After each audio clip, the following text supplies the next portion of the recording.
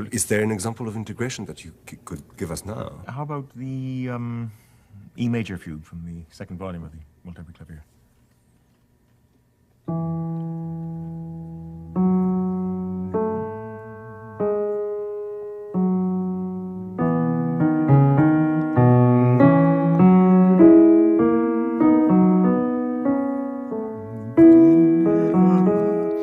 You know, it isn't exactly the world's most original thought, but what a choral piece this would have made. Absolutely. Every line seems to be conceived vocally. Yeah. And maybe because he wasn't trying to cater to an instrument in any way, there's a sense that there isn't a wasted note, there isn't an artificial, a superficial note. Everything is material to the material. Everything absolutely grows out of the original subject, the original 6 notes which started it all. Even the first counter theme does.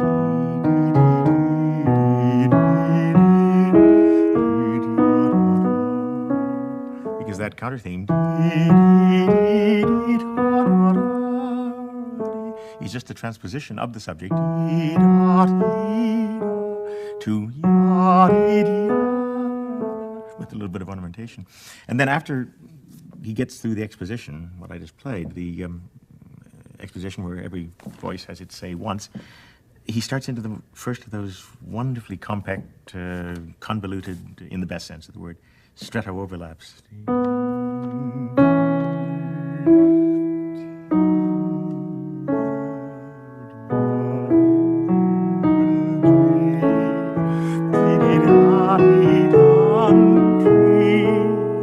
Only in this one, the counter theme gets its own stretto as well.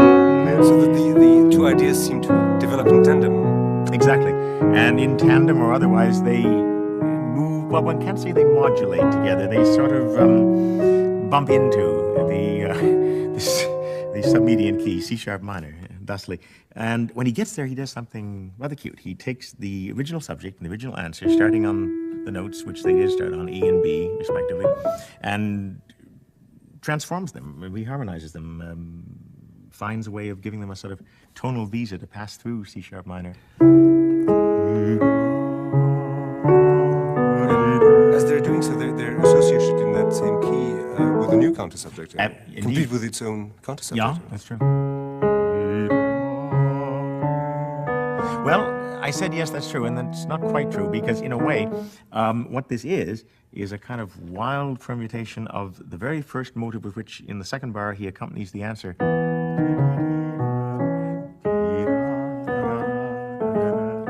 So, far-fetched as it may seem, even that doesn't go to waste entirely.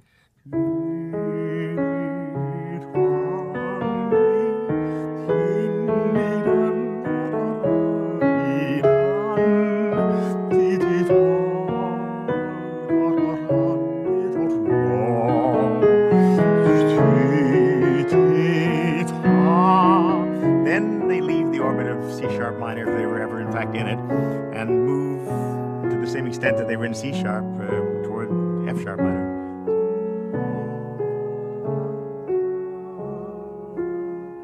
In which key he does something very nice. He takes the theme, deprives it of the one expressive interval it has, the minor third, and fills it in as one would sing it in a scale.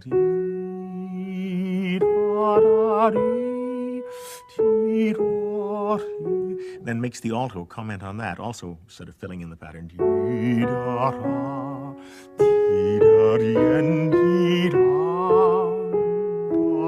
Except that in the alto, he starts to play around with the modes and goes up one way and comes back down another. Then he adds a new counter theme in the bass, also based on the original idea of and also expanding it to the interval of a fifth. And then puts that into a canon in the tenor, just in case anybody's missed the point.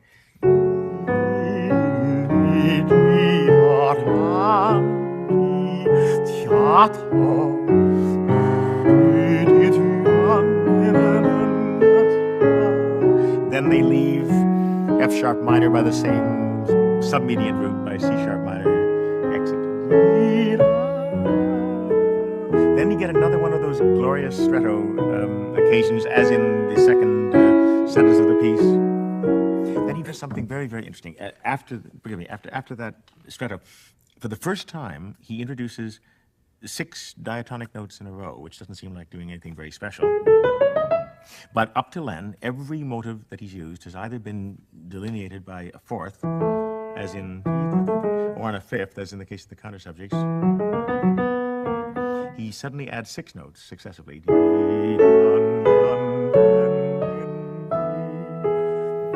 Then in canon 7,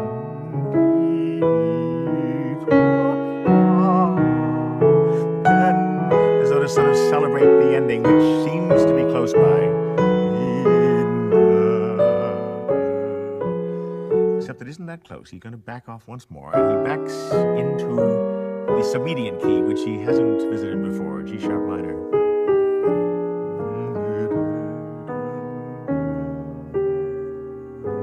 And from that, he goes to a coda, which begins with the only diatonic scale in the entire piece, in scale of E major.